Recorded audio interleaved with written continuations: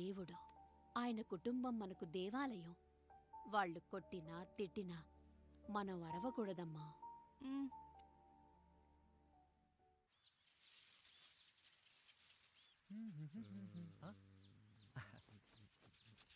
ఏంట్రా మిట్ట మధ్యన కసికసిగా పళ్ళుతో ఎత్తున్నావేటి?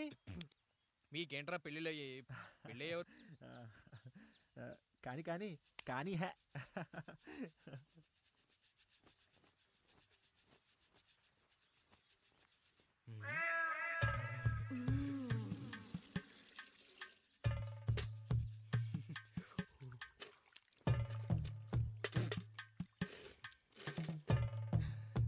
ఏంటండి?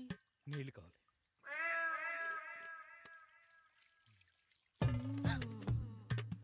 ఆయన కుటుంబం మనకు దేవాలయం. వాళ్ళు కొట్టినా తిట్టినా మనం అరవకూడదమ్మా.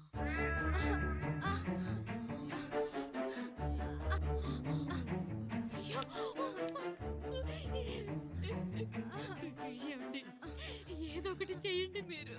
వద్దు పండు, పెద్ద ఆయన దగ్గర మాటొస్తుంది. నేను చూడలేదు.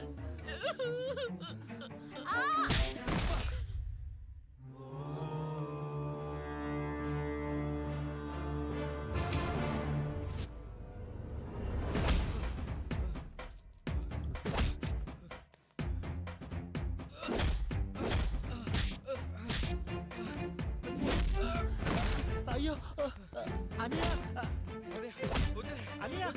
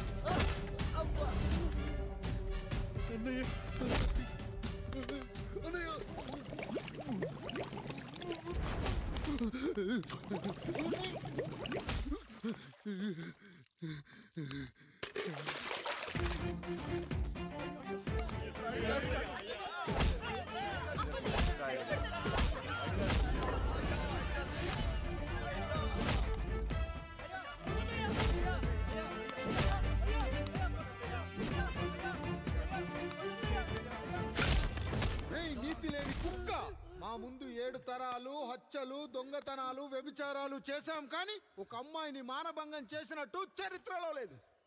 ఈ వంశంలో మొట్టమొదటిసారి ఎవ్వరూ చేయని పని నువ్వు చేసి గొప్పోడివైపోతే మేమంతా చూస్తూ ఊరుకుంటామనుకున్నావా? రేపు పొద్దున వీడిని పంచాయతీకి పిలిచి ఈ రాయుడు తీర్పిచ్చేంత వరకు లక్ష్మి వాడిని ఇంట్లో కూడా రానివ్వకు.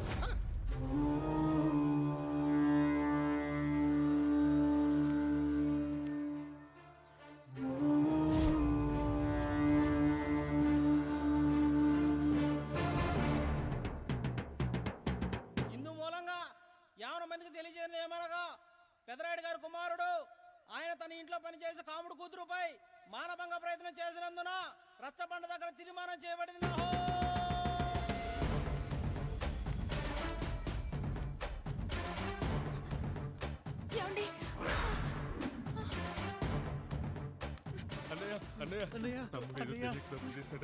మన కుటుంబ గౌరవం నీ చేతిలో ఉంది, దయచేసి.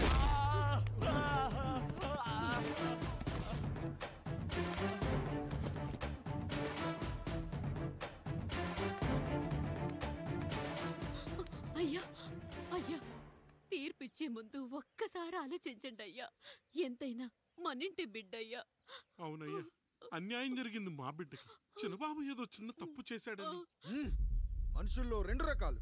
ఒకడు రోడ్డు మీద వెళ్తూ పొరపాటున పేడను తొక్కింది పేడ అని తెలుసుకొని నీట్గా వెళ్లి కడుక్కుంటాడు, వాడు ఉత్తముడు.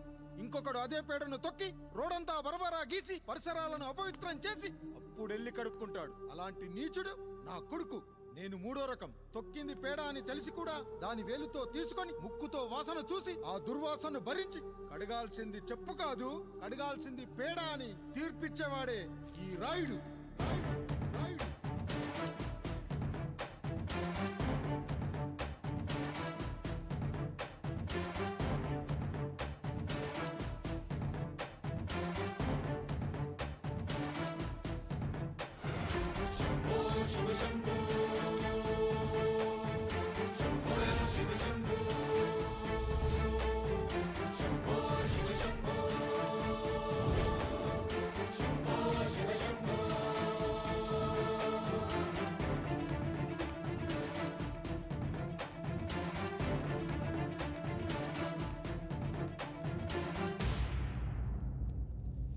అయ్యా, మీ కుటుంబానికి ఈ పరిస్థితి వస్తుందని అస్సలు ఊహించలేదయ్యా. పచ్చటి పుచ్చకాయలో పుచ్చుంటుందేమో గాని పచ్చని మీ సంసారంలో ఇలా మీ తమ్ముడు గారు కొన్ని తరాలుగా మా వంశం ఈ ఊరిని పరిపాలిస్తుంది. మా వంశానికి స్త్రీలంటే ఎంత గౌరవమో తెలుసా? ఆడవాళ్ళు వంటింటి కుందేళ్లు కాకూడదని మా ముత్తాత గారు పెళ్లి కూడా చేసుకోలేదు.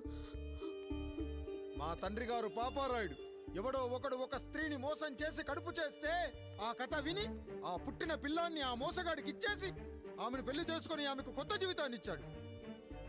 నేను కూడా నా వంతు సహాయంగా కొంతమంది స్త్రీమూర్తులను పెళ్లి చేసుకుని వాళ్లకు జీవితాన్ని ఇవ్వాలనుకున్నా. అలాంటిది నా వంశంలో ఇలాంటి చీడ పురుగు పుట్టాడు. నా తమ్ముళ్లాంటి కాముడు మా పనోడు వాడి కూతురుపై అత్యాచారం చేయబోయాడు. ఒక్కసారి నీ చెప్పేది వినండి. ఛీ, నీచుడా! ఈ రాయుడిచ్చే తీర్పును ఆపే శక్తి ఎవరికీ లేదు.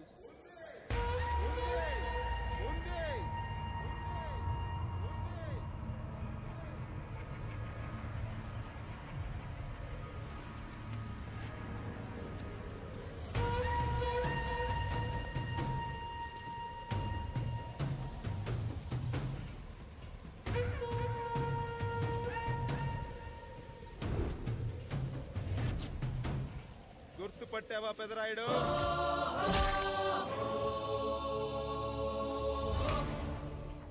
నా తండ్రిని చంపిన నీ తండ్రిని చంపా.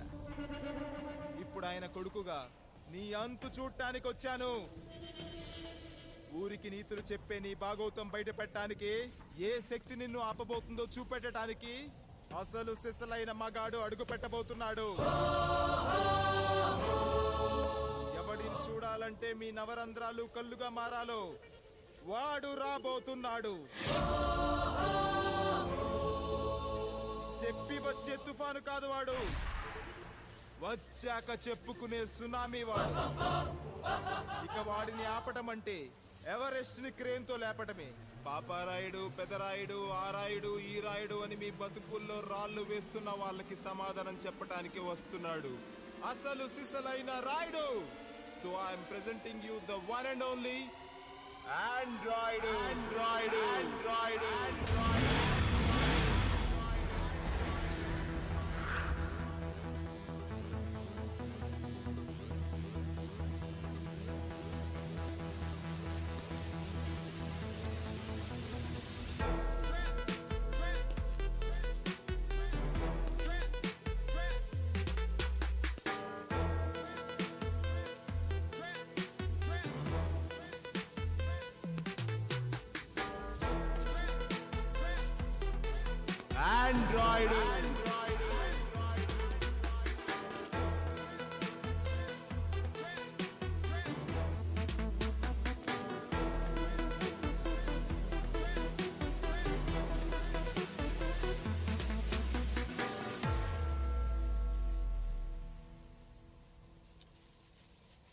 అమ్మా,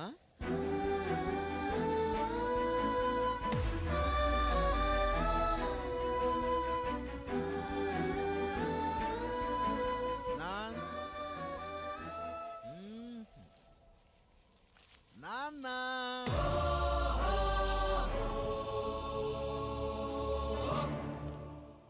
అసలేం జరిగిందో నువ్వు చెప్పమ్మా.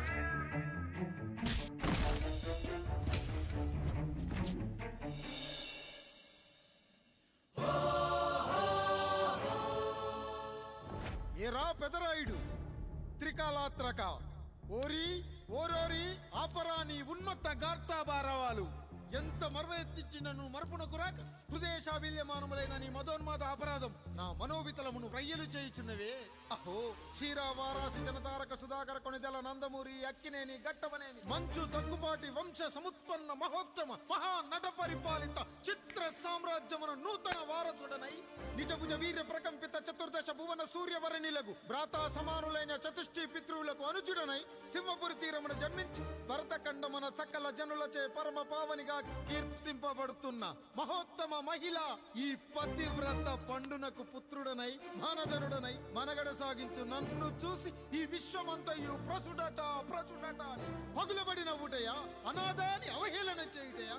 అహో తన సుతులతో తూయిడగు నన్ను పుత్రుడుగా సంభావింపక సన్మానింపక పితృధర్మ పరిదక్షుడై లజ్జా విముక్తుడై ఈ కపట పదరాయుడు నన్నేల వివాసుని సేవలే. అవునులే అశుద్ధ స్వరూపుడగు రాయణకు ఎగ్గేమి సిగ్గేమి వంతు వంతున ఆలికి ముందు కాలిని పరిభోగించిన పర్యంతము రచ్చిన కర్పిచ్చుతో పచ్చి పచ్చి వైభవంలో తేలించు. వీడు తన ఇంట ముగ్ధదాసి సాంగత్యమున నన్ను కని తజించినంత మాత్రమున నేనేల కటకట పడవాలి. ఊర కుక్క ఉచిత జ్ఞానముతో సంభోగించిన సరిపెట్టుకుందునా ఈ లోకమున మూయ మూకుడుండునా అయినను దుర్వ్యాజమున సాగించు అవివేక న్యాయ విచారణ అని తెలిసి మేమేలా రావాలి వచ్చితిమి పో. విచక్షణాపేతమై సర్వత్ర కామ కలాపాలు సాగించి ఈ శునకంపు ఇచ్చట ధర్మ విధేతగా ఏలా ఉండవాలి. ఉండినాడు పో. వృక్షమునకు వస్తము కట్టిన విదుక్షాపేక్ష కలిగి తన పరభేదములను మర్చి విచక్షణ రాహిత్యముతో అట్ట సంభోగమునకు పాల్పడు. ఈ త్రాపి ఉన్న చోట మా మాతృమూర్తి ఏలా ఉండవాలి. ఉండినది పో. సజీవ భూచర మేష గోప సారూప్య మానవ సంచారిక విధానమున కాలవాలమగు ఈ గ్రామమున మేమేలా కాలు మోపవాలి. మోపితిమి పో. సకల రాజాను కోటిర కోటి సంక్షిప్త రత్నప్రభ నీరాజితంబగు మా పాదబద్ధములేల అపభ్రమణం చెందవాలి. ప్రతీకారేచ్ఛతో గ్రామమున పాదం మోపిన మమ్మలను ఈ గ్రామ సింహముతో సమరూపిణి అని అనుమానించి అసలితని జన్మరహస్యమేమన్న జుగుప్సాభావంతో ఈ జనుల కల్లేలా చూడవాలి, నోరేలా వాగవాలి, చెవులేలా వినవాలి. ఆ విధి హతవిధి ఆ జన్మ శత్రువు ఏనని అనుమానించుచునే అరుదించిన మమ్మ అవమాన బడబానా జ్వాలలు దగ్ధమునర్చుచున్నవమ్మ. విముకుని సుముకుని చేసి మమితకు విజయము చేయించిన నీ విజ్ఞాన విశేష విధాదిత్యములు ఏమైనవి తల్లి. రాయుడు కృతావమాన మానసుడనై మానాదిమాన వర్ధితుడనై మర్యాదాపూర్వకముగా మనుటయా లేక ఈ నా జన్మకారకుడైన ఈ నిరక్షర కుక్షుని క్షమించి వదిలేయుట ఇచ్చే. కామాంధ వృద్ధులపై పగ సాధించలేమన్న మహోపేక్ష మా పైన వేరొకటియా. ఇప్పుడు ఏది కర్తవ్యం మనుటయా వీడందు చూసుటయా. రాయుడు నీకు క్షమాభిక్ష పెట్టుటకు మా అంతర్కరణం అంగీకరించుటలేదే. ఈనాయందు ప్రవహించు రుధిరము నీదే కదా, నీదే అని విర్రవీగుతున్న ఈ జనం ధనం భోగభ్యోగం నీ నుంచి అపక్రమించి నిన్ను వివస్థలో గావించి మార్గ పదమధ్యమున సంసర్గముగ్ధుడ గావించదను. Pedarayudu time is over and right time starts now.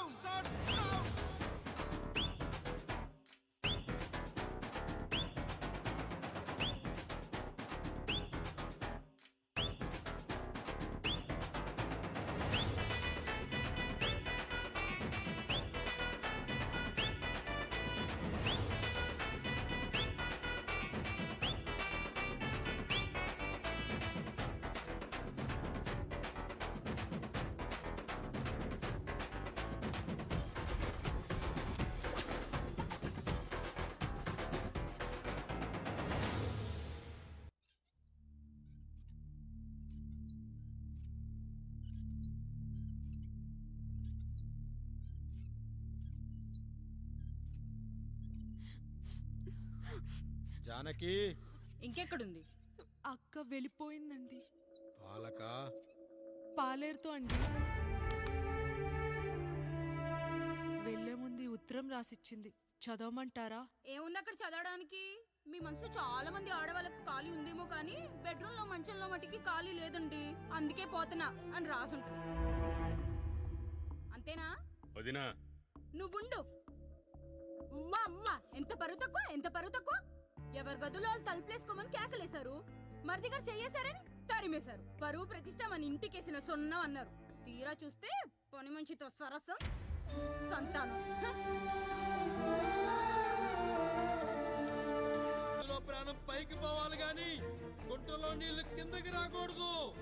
దేవుడు లేస్తాడు, 5 నిమిషాల్లో లేస్తాడు. ఓర్చుకో.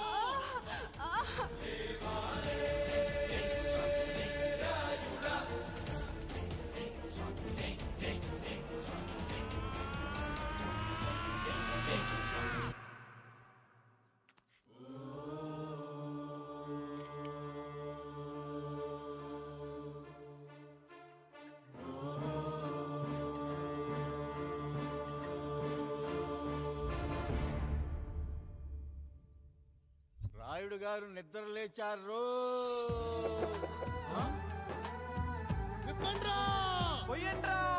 నీవు శారదా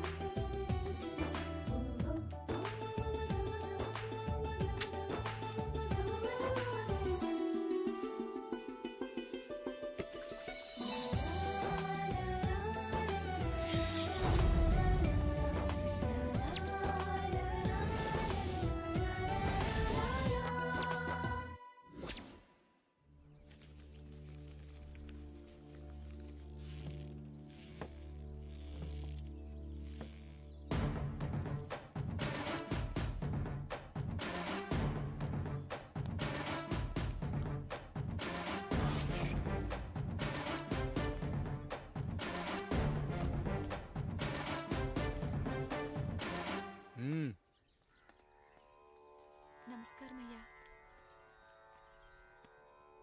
అయ్యా, మన ఈరిగాడికి సంవత్సర క్రితం పెళ్ళయిందయ్యా. మొన్నటిదాకా తాడు బంగారంలో ఉన్న వాళ్ళ జీవితం ఇప్పుడు తాడు ఫ్యాన్లో మారిందయ్యా.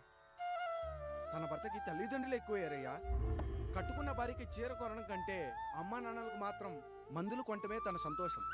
పొద్దున లేచిన దగ్గర నుంచి తల్లిదండ్రుల పనులు పెళ్ళ ముద్దు ముచ్చట తీర్చట్లేదని తల్లిదండ్రులను వృద్ధాశ్రమంలో చేరిస్తే తను తన భర్త సంతోషంగా ఉంటామని వీరిగాడి భార్య సావిత్రి రచ్చబండి ఫిర్యాదు చేసిందయ్యా. చూడమ్మా, ప్రతి స్త్రీ జీవితం 3 ఆకులతో ముడిపడి ఉంటుంది. పెళ్లిల్లో మావిడాకులు, శోభనం గదిలో తమలపాకులు, ఆ తర్వాత భర్తతో విడాకులు. మావిడాకులు గుమ్మానికి కట్టొచ్చు, తమలపాకులతో కిల్లీలు కట్టొచ్చు, కానీ విడాకులతో కాపురాలను కట్టలేమమ్మా, కట్టలేం. నన్నేం చేయమంటారు? నాకంటూ కోరికలుండవా? భర్తతో సరదాగా ఒక్కదాన్నే గొడవ పడాలని, ఆయన కష్టపడి అలిసొస్తే పక్కింటి వాళ్ళ కబుర్లన్నీ చెప్పాలని, వచ్చిన జీతం మొత్తం చేతికిచ్చాక నేనే 10వ 12వ చేతిలో పెడితే ఆయన కళ్ళల్లో ఆనందం చూడాలని నాకనిపించదా? ఎంతసేపు అమ్మా నాన్న అంటూ వాళ్ళ కొంగు పట్టుకుని తిరగడమే తప్ప నా పైట పట్టుకుని తిరిగిందే లేదు. నాకు విడాకులొద్దు, నా భర్త నాకు కావాలి. ఎరా, నీ భార్య చెప్పింది విన్నావుగా, ఏమంటావు? అయ్యా, మీరు నా వైపు కూడా ఆలోచించండి అయ్యా. 9 నెలలు నా తల్లి కష్టపడి కనీ పెంచితే 20 ఏళ్ళు నా తండ్రి నన్ను పోషించాడు. నిన్నగాక మొన్నొచ్చింది. ఇది మమ్మల్ని విడదీయాలంటే ఎలాగయ్యా? నాకు నా పెళ్ళం కంటే నా తల్లిదండ్రులు ఎక్కువయ్యా. మరి పెళ్ళెందుకు చేసుకున్నావురా? పక్కూళ్ళో పనికెళ్తుంటే అక్కడ మెస్ భోజనం పడట్లేదయ్యా. వెళ్ళామంటే పని మనిషి అనుకుంటున్నావారా?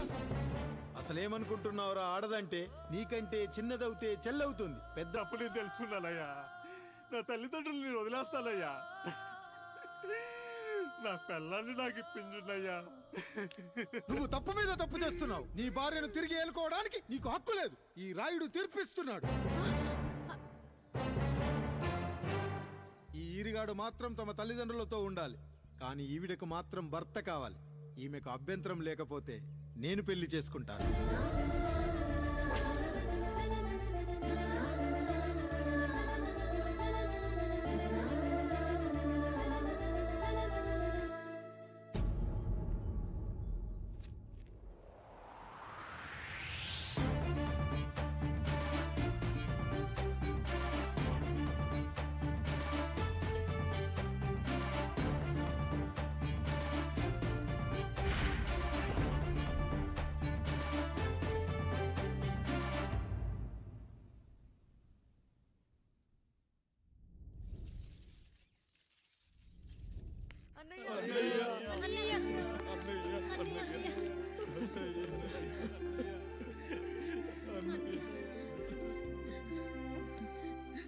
చాలా భయం వేసిందనయ్యా.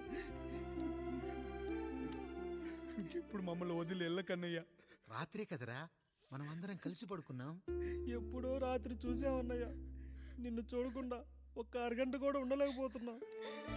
నిన్ను చూసి చాలా రోజులైనట్టుంది అన్నయ్య. రాత్రంతా ఎక్కడికి వెళ్ళావన్నయ్య? అసలు ఎక్కడికి వెళ్ళారండి? ఇంట్లో దోమలు కుడుతున్నాయని అలా పక్కనే ఉన్న గడ్డివాం దగ్గర పడుకున్నా. మన రత్తాలు వాళ్ళ ఆయన ఊళ్ళో లేడంది. సరే అని తను తోడుగా తీసుకెళ్ళా.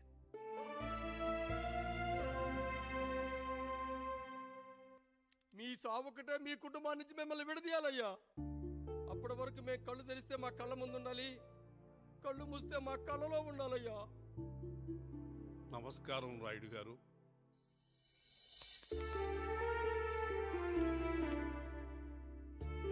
నమస్తే. ఏం జడ్జి గారు ఎప్పుడొచ్చారు? ఇప్పుడే. రాయుడు గారు, మీ కుటుంబం గురించి వినడమే గాని ఇప్పుడే చూస్తున్నాను. ఒక్కసారి మీ కుటుంబ సభ్యుల్ని నాకు పరిచయం చేయండి రాయుడు గారు. వాళ్ళు నా తమ్ముళ్ళు. నమస్కారం. మొత్తం ముగ్గురా? కాదు, నలుగురు. వాడు వేరే షూట్లో ఉన్నాడు. వీళ్ళు నా చెల్లెళ్ళు. నమస్కారం తల్లి. వీళ్ళు నా భార్యలు. నమస్కారం అమ్మా. వీళ్ళు నా బంధువులు. నమస్కారం. నా జీవితంలో ఎంతో ముఖ్యమైన, ఇష్టమైన, ప్రాణమైన మరో మనిషిని మీకు పరిచయం చేయాలి. ఆవిడే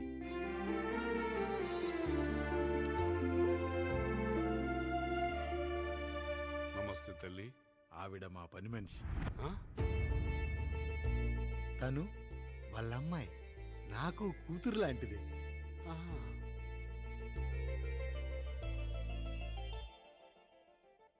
ఆ ఫోటోలోని వ్యక్తి ఎవరమ్మా? మీ ఆయన?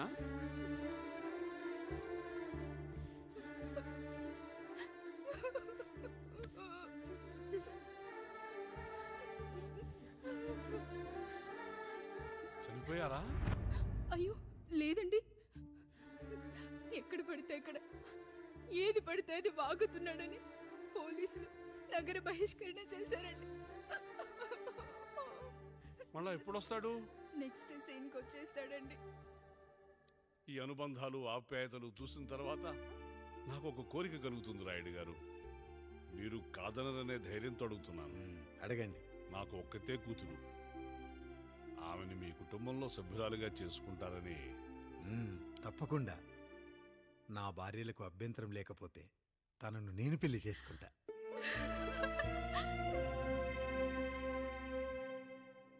అయ్యో, మీరు పొరపాటుగా అర్థం చేసుకున్నారు. మీ పెద్ద తమ్ముడికి ఇచ్చి చేస్తారని.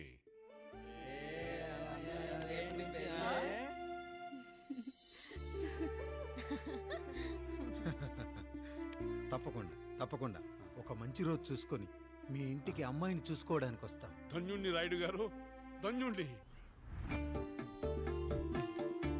రండి రండి రాయుడు గారు. మీలాంటి పెద్దలు మా ఇంటికి వచ్చి మా అమ్మాయిని మీ కోడలుగా చేసుకోవటం. ఇంకా రాయుడు గారు ఏంటి బావగారు? బావగారు అని పిలవండి. సంతోషం. రండమ్మా. త్వరగా అమ్మాయిని పిలిపించండి. మా వాడు అసలే ఆగలేకపోతున్నాడు. మా వాడు చిన్నప్పటి నుంచి అంతేనండి. కక్కొచ్చినా ఏమొచ్చినా ఆపుకోలేడు. త్వరగా మీ అమ్మాయిని పిలిపిస్తే ఆ కళ్యాణం ఏదో చేసేద్దాం. అమ్మా జయమాలిని, అమ్మాయిని చూసురా.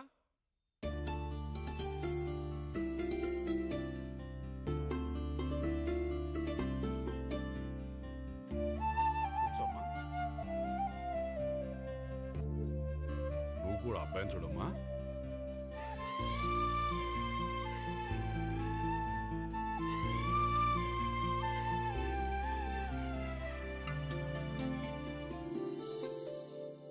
మా అమ్మాయి అని చెప్పుకోవడం కాదు కానీ అసలు ఈ కాలపిల్ల కాదు బావగారు.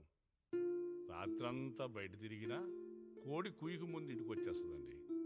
మళ్ళా ఊరంతా నిద్రలేగిస్తే తప్పుగా అనుకుంటారు కదా.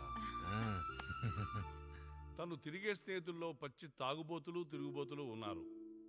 కానీ ఆ విషయాన్ని తన మనసులోనే పెట్టుకుంటుంది కానీ స్నేహితుల గురించి ఎప్పుడూ చెడుగా చెప్పింది లేదు బావగారు.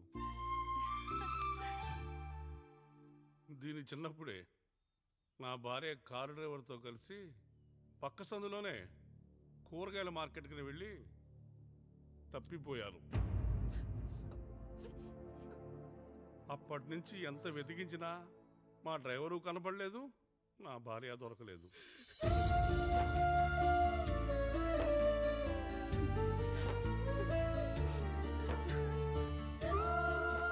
అమ్మ నాకు చాలా ప్రేమ పంచింది నాన్న, అది ఊరంతా పంచుతానంటుంది నా బిడ్డ.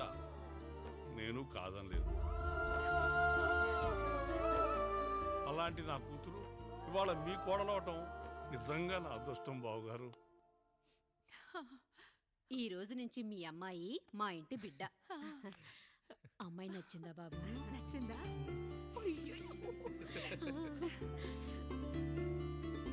వాడికేం తెలుసు అన్నయ్య గారు, చిన్న పిల్లాడు. ఇప్పటికీ ఆకుని చెవులో పువ్వుని నోట్లో పెట్టుకొని తిరుగుతూ ఉంటాడు.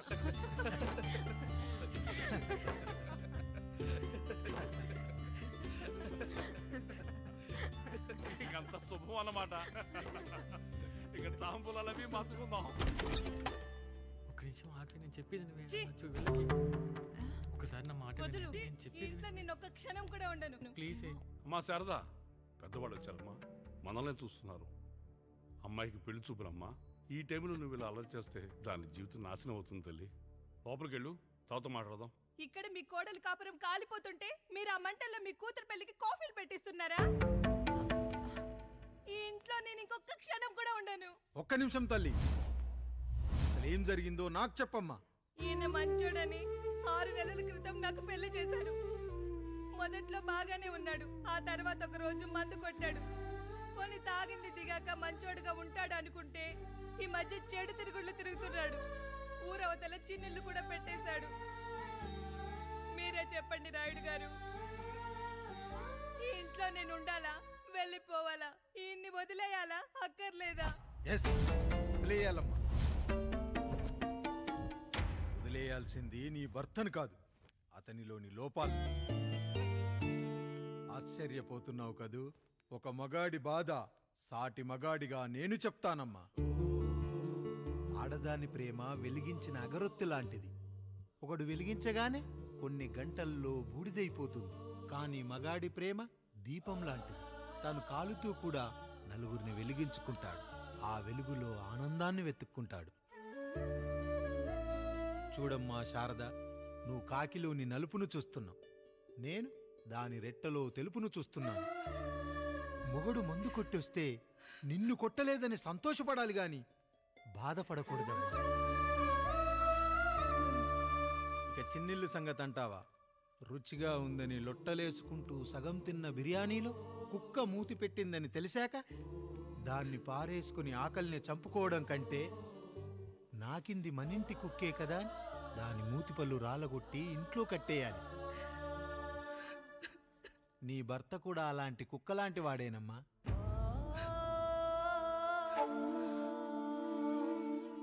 ఆడదానికి వయసొచ్చాక 3 ముళ్ళేసుకొని 90 ఏళ్ల జీవితం గురించి కలలు కంటుంది.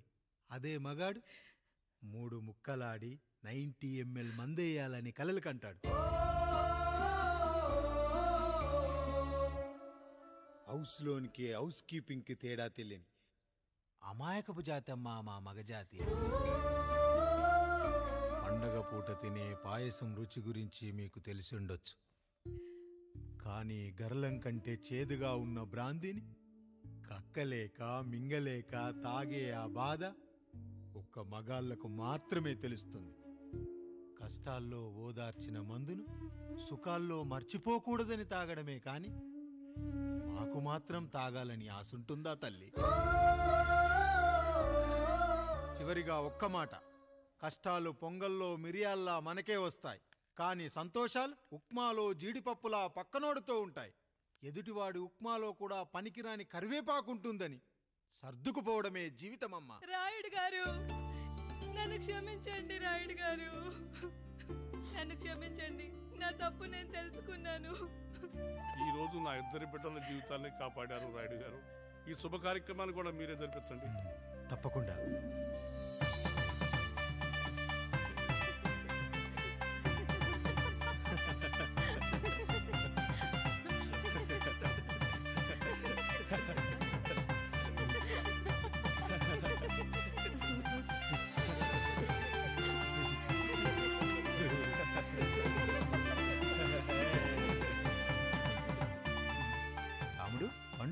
మీరు దీవించండి.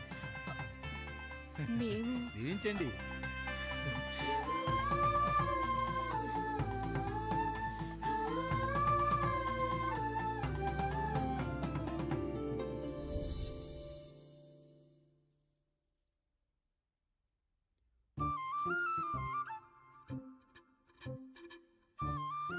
తింటారా?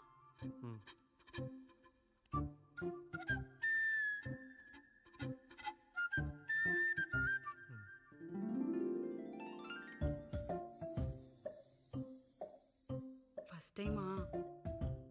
అవును, మీకెలా తెలిసిపోయిందండి? అంటే మా బామ్మ చెప్పింది. శోభనం గదిలో అనుభవం మగాడైతే మామిడిపండు పిసుక్కొని తింటాడు, అదే లేనివాడైతే మీలా ఇలా అరటిపండు ఓపిగ్గా ఒలుచుకొని తింటాడు అని.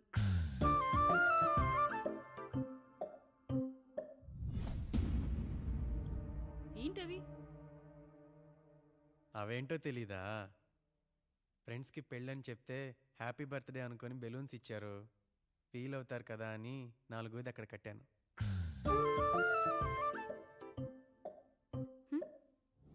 ఈ అన్నయ్య వచ్చాడు. పిల్లల గదిలోకి వెళ్ళారా? వెళ్ళారండి. మీరెంత ఏంటి ఇంత రాత్రి అయినా ఇంకా పడుకోలేదా? మీరు లేనిది ఎప్పుడైనా పడుకున్నామా అన్నయ్య? అందరం కలిసే కదా పడుకునేది మావయ్య. సరే సరే, అందరం పెద్దోడి గదిలో పడుకుందాం. ఈరోజు వాడి శోభనం కదా, అసలే కొత్త. పక్కనుంటే ధైర్యంగా ఉంటుంది. పక్క నుండి దగ్గరుండి జరిపిద్దాం. పదండి.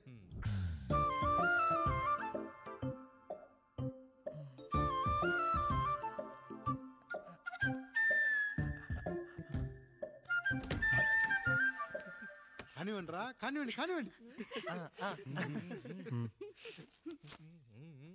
మీరేంటి మావయ్య ఇక్కడ పడుకుంటున్నారు? అదేంటమ్మా పెద్దోడా, చెప్పలేదా? మేమంతా కలిసే పడుకుంటామమ్మా. నువ్వు మాతో పాటే. అవును భార్గవి. మీరు ఊరుకోండి. మీరు ఇక్కడ పడుకోవడం నాకు ఇష్టం లేదు మావయ్య.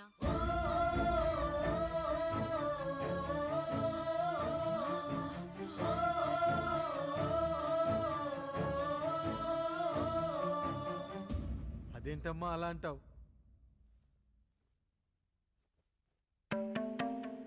ఎన్నో చూశాం, ఎన్నో చేశాం. దుక్కి దున్ని కోత కోయకుండానే ఈ విత్తనాలన్నీ మొలకొచ్చాయంటావా తల్లి? అవన్నీ నాకు తెలియదు మావయ్య. మర్యాదగా బయటికి వెళ్ళండి.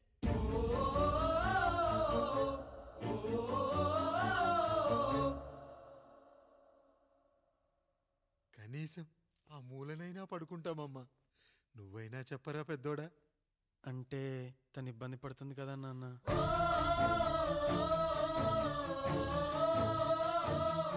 నువ్వు కూడా ఏంట్రా? పిల్లలేదో ఆశపడుతున్నారమ్మా. ఒక్కసారి ఆలోచించమ్మా. మావయ్య మీరు బయటికి వెళ్తే మేము తలుపులేస్తాం.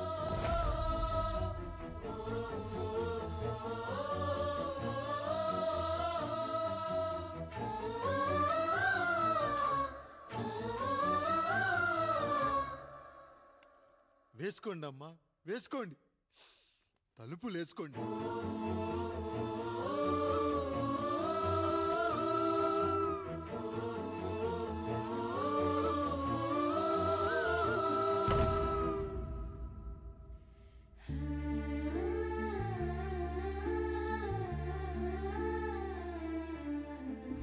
రాయుడు, బిడ్డలు జాగ్రత్త. ఈ రోజు నుంచి వీళ్ళంతా నీ తమ్ముళ్ళు చెల్లెళ్ళు కాదు, నీ బిడ్డలు.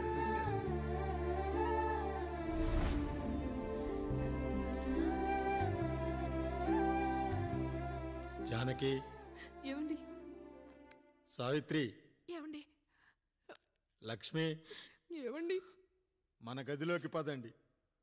ఇక నుంచి ఎవరి పిల్లలతో వాళ్ళ గదిలోనే పడుకోవాలి. ఇది ఈ రోజు నుంచి ఈ వంశానికి రాస్తున్న కొత్త శాసనం. అయ్యా అలా అరకండి అయ్యా. మీరు లేకుండా మేము ఎప్పుడైనా విడిగా పడుకున్నాం. అంతా కలిసే కదయ్యా పంచుకున్నాం. వెళ్ళరా వెళ్ళు. నీకు భార్య ఉంది, నీకు పడగది ఉంది. వేసుకోండి రా, మీరు వేసుకోండి. తలుపులు వేసుకోండి. మీరు కూడా ఏంటండి పిల్లలేదు? చిన్న పిల్లల వాడిని ఉయ్యాల్లో ఆడించేటప్పుడు పక్కనే ఈ నాన్నకు కావాలి. బడికెళ్ళేటప్పుడు పక్కనే ఈ నాన్న కావాలి. గుడికెళ్ళేటప్పుడు కూడా పక్కనే ఈ నాన్న కావాలి. కానీ శోభనం గదిలో మాత్రం పక్కనే ఉంటానంటే బరువయ్యాను జానకి, బరువయ్యాను.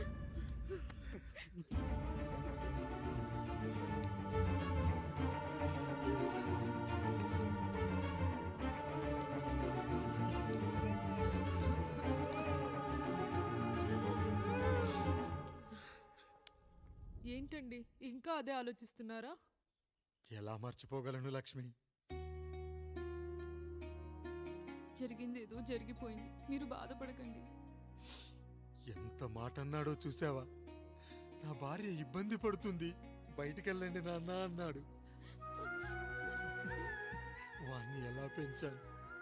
చదువుకుంటే పై చదువులకు వాడు వేరే ఊరు వెళ్లాల్సి వస్తుందని చదివే మాన్పించేశాను. జ్వరం వస్తే ఆ మాత్రలు చేదుగా ఉంటాయని నేనే మింగాను. నోరు తెరిచి అమ్మ కావాలన్నప్పుడల్లా